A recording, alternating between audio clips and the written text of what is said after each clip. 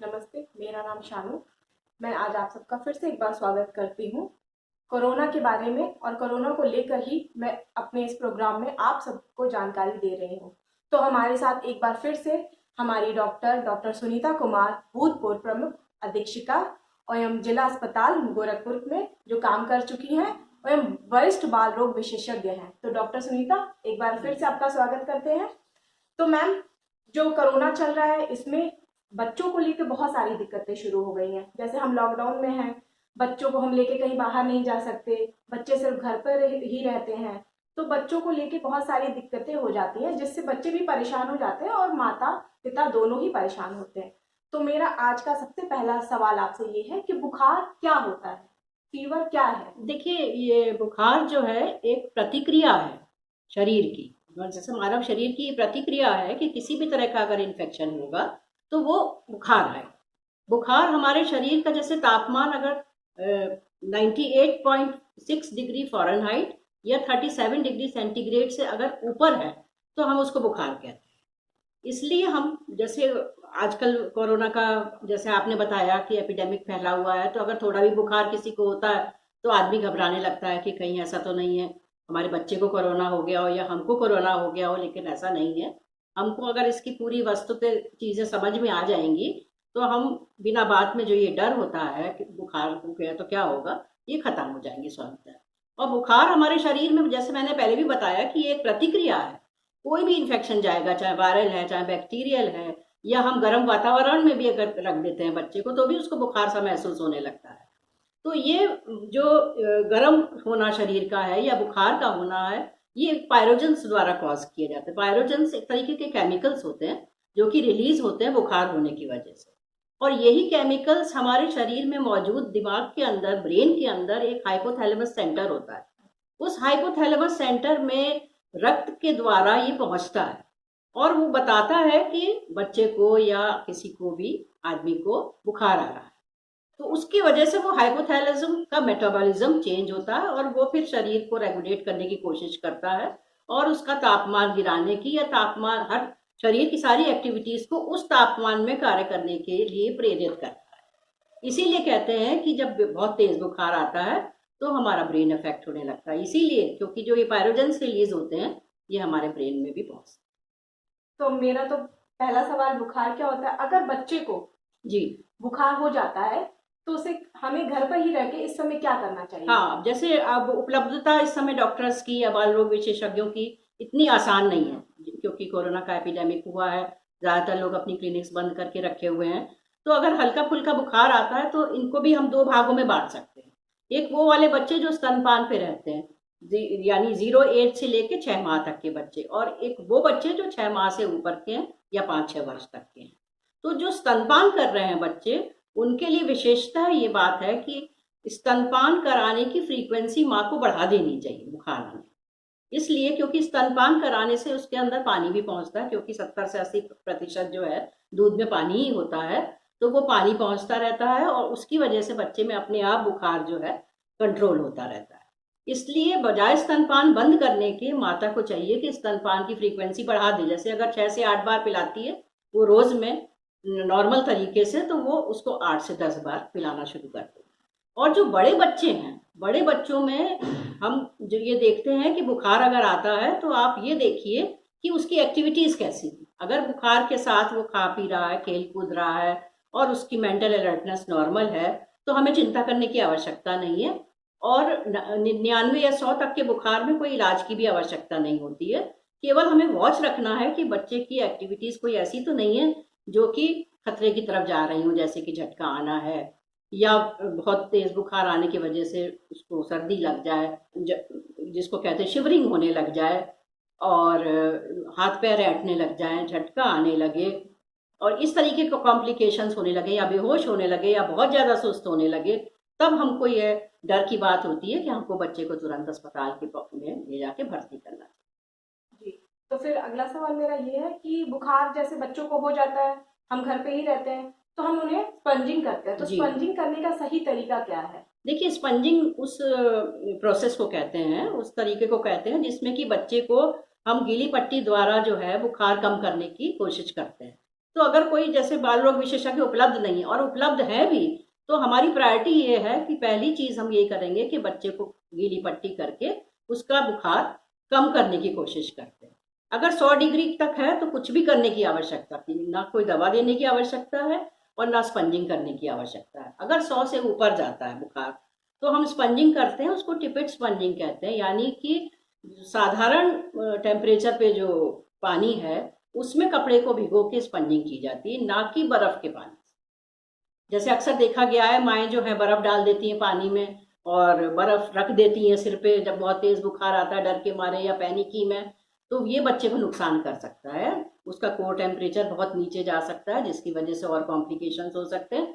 इसलिए बच्चे को साधारण जो टेम्परेचर होता है उसी से स्पंजिंग करना। अच्छा, मतलब हमें नॉर्मल पानी का इस्तेमाल करना चाहिए और एक बार स्पंजिंग करके फिर बच्चे को सूखे कपड़े से सुखा भी देना चाहिए, गीला नहीं रखना।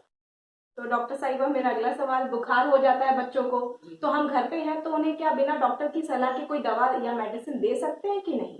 देखिए, बिना डॉक्टर की सलाह के तो कोई भी दवा नहीं देनी चाहिए, लेकिन एक एसिटामिनोफेन या पैरास्टामोल एक ऐसी दवा है जो कि सेफ है बच्चों के लिए और दी जा सकती है, बच्चों को लिए घर में रखी जा सकती है और तेज बुखार होने पे उसको किसी डॉक्टर द्वारा फोन से डोज पूछ के उतनी डोज से दी जा सकती है।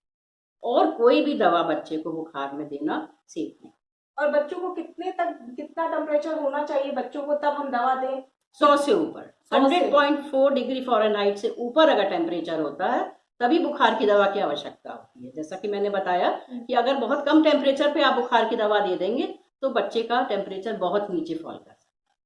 और ऐसे बुखार में अगर बच्चे बहुत ज्यादा वीक हो गए हैं और ऐसे कौन से लक्षण है जिसको हमको अवॉइड नहीं करना चाहिए, हमें तुरंत डॉक्टर की सलाह या परामर्श लेना चाहिए, तो ऐसी कौन कौन से लक्षण है जो बुखार में देखे जा सकते हैं? हाँ, ये मैंने जैसे आपको बताया पहले भी कि कई बार 6 माह से लेके 5 वर्ष तक के बच्चों को बुखार आता है तो उसके साथ झटका भी आ जाता है, तो घर वाले इतने ज़्यादा पैनिकी हो जाते हैं और घबराने लगते हैं कि झटका आ गया, तो उनको ये बात पहले से बता देना चाहिए, क्योंकि इस तरीके के बच्चे थोड़े अलग पहले एक आध बार अगर दिखा चुके होंगे तो चिकित्सक उनको बता देता है कि इस तरीके का झटका आता है तो क्या करना है।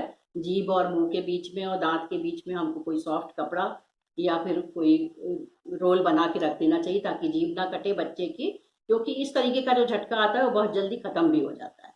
और लेकिन हमें तेज बुखार नहीं आने देना चाहिए और साथ में अगर देखना चाहिए बच्चा बहुत ज़्यादा सुस्त तो नहीं हो रहा, बहुत ज़्यादा सो तो नहीं रहा है, बेहोशी तो नहीं आ रही है, उसमें बहुत शरीर में सफ़ेद या पीलापन तो नहीं है। अगर इस तरीके के लक्षण कोई प्राप्त होते हैं तो उसको तुरंत किसी बाल रोग विशेषज्ञ को दिखाएं या भर्ती करें। और टीका लगने के बाद भी बच्चों को अधिकतर फीवर हो जाता है, तो ये क्या साधारण बात है या इसमें भी चिंता करने नहीं, चिंता है, क्योंकि कुछ टीकों के साथ तो ये साधारण सी बात है।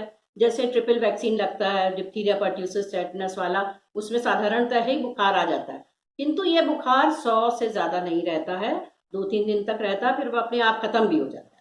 लेकिन अगर चिकित्सक ने बता के नहीं रखा है कि इस टीके के साथ बुखार आएगा तो माएँ परेशान हो जाती हैं, घर के लोग परेशान हो जाते हैं कि अरे टीका लगा था बुखार आ गया, अब मत ले जाना कभी भी टीका लगवाने। तो हमें उनसे डरना नहीं है, हमें चिकित्सक से पूछ के आना चाहिए कि जो टीके लगे उससे बुखार आएगा कि नहीं आएगा, और बुखार की दवा साथ में रखी रहें, स्पंजिंग करें बच्चे को अगर तेज बुखार आता है। और अगर 100 डिग्री से ज़्यादा का बुखार आता है टीके के बाद तो चिकित्सक को अवश्य बताएं कि टीका लगने के बाद ये बुखार आया था, तो वो ये तय करेगा कि दोबारा इसकी डोज लगेगी कि नहीं लगेगी। और जैसे मैं भी एक माँ हूँ, मुझे भी कभी फीवर हो जाता है, ये सारी माँओं की चिंता है कि हमें कभी फीवर हो गया, सर्दी जुकाम हो गया, तो मैं भी और कोई भी माएँ अपने बच्चों को अपना स्तनपान कराना बंद कर देती है, तो ये क्या सही है या गलत है? नहीं, ये तो एकदम ही गलत है, क्योंकि ये तो हमने भी देखा है कि आउटडोर में जो माएँ आती हैं वो कहती हैं कि हम बुखार था, हमको बुखार सर्दी हो गया तो हमने इसको दूध पिलाना बंद कर दिया। ये गलत है। अपने ऊपर आप नाक के ऊपर और मुंह के ऊपर मास्क यूज करिए और बच्चे को स्तनपान कराते रहिए, क्योंकि जो उसको माँ के दूध से जो एंटीबॉडीज और प्रतिरोधक चीज़ें मिलेंगी, तत्व मिलेंगे, वो किसी और चीज़ से नहीं मिल सकते हैं, और ये प्रतिरोधक तत्व केवल स्तनपान कराने से ही मिलेंगे। और आप स्तनपान कराना बंद कर देंगी तो बच्चा इन्फेक्शन के लिए ज़्यादा प्रोन होगा। और बुखार से जुड़ी समाज में बहुत सारी गलत धारणाएं हैं, तो आप उनके बारे में कुछ बताना चाहेंगी हमें? हाँ, बहुत गलत धारणाएं हैं, खासतौर से इस एरिया में जो कि नॉर्थ ईस्टर्न यूपी में हमने देखने को मिला है कि जैसे ही बुखार आता है वैसे ही अनाज की चीज़ें देना बंद कर देते हैं। जैसे 1.5-2 साल का बच्चा है, अगर सामान्यतः वह दाल चावल खाता है तो दाल चावल बंद कर देंगे उसका, और कहेंगे कि इसको पानी दीजिए या बस इस दूध पे रखिए, लेकिन ये गलत है। जैसे कि बच्चे को दाल चावल बंद ना करें, केला खिलाना बंद ना करें, केला, दूध, चावल, ठंडे पेय पदार्थ ये सब बंद कर देती है माएँ। और होता क्या है, वही चीज़ें बच्चों को पसंद है, तो बच्चे का न्यूट्रिशन सफ़र करता है। उतने दौरान, 1 हफ्ते के दौरान अगर उसको बुखार रहा और उसको खाना पीना आपने उस तरीके से नहीं दिया जो उसकी रुचि का है, तो उसका न्यूट्रिशन सफ़र करेगा, उसका वजन कम होगा और उसकी प्रतिरोधक क्षमता भी कम हो जाएगी उस बीमारी से लड़ने की। तो हमें ये देखना है कि माँओं को समझाना है कि आप कभी भी बच्चे को बहुत ज़्यादा उढ़ाएं नहीं बुखार होने पे, उसको एक खुले हवादार कमरे में रखें और खाने पीने की चीज़ें देती रहें। स्तनपान जो माताएं करा रही हैं वो स्तनपान करा। धन्यवाद मैम आपका। तो चलते चलते मैं आपसे एक और क्वेश्चन पूछूंगी कि हम लॉकडाउन के समय बच्चों को स्वस्थ रखने के लिए घर पे ही क्या क्या उपाय कर सकते हैं? देखिए, घर पे जैसे मैंने बताया है कि ये छोटी मोटी चीज़ें जो होती हैं इसकी बीमारी के बारे में समझ के माँओं को खुद ही कोशिश करना चाहिए कि उसको डील कर सकें उससे। उनका खाना पीना बराबर बनाए रखिए। अगर वो खाना पीना खा रहा है, सुस्त नहीं है, बेहोश नहीं है, तो उसको खाना पीना देते रहिए, स्वस्थ रखिए और टीकाकरण ज़रूर कराएं। चाहे ये कोरोना का एपिडेमिक है तो भी टीकाकरण कराएं, क्योंकि अगर जब ये एपिडेमिक खत्म होगा तो उन बीमारियों का भी मुंह उठाना शुरू हो जाएगा जो बीमारियां बचाया जा सकता था। इसलिए हमें समय पर टीकाकरण जरूर कराना है।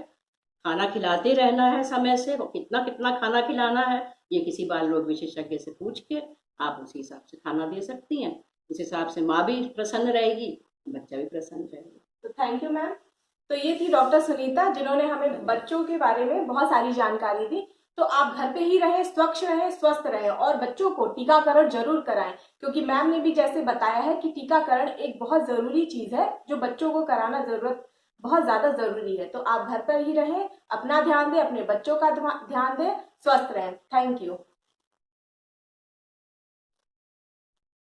हेलो फ्रेंड्स, अगर आपको मेरा चैनल पसंद आ रहा है तो उसे लाइक करें, सब्सक्राइब करें और जो बेल आइकन का बटन होता है उसे जरूर दबाएं, ताकि जो हमारा नेक्स्ट वीडियो है वो आप तक जरूर आसानी से पहुंचे।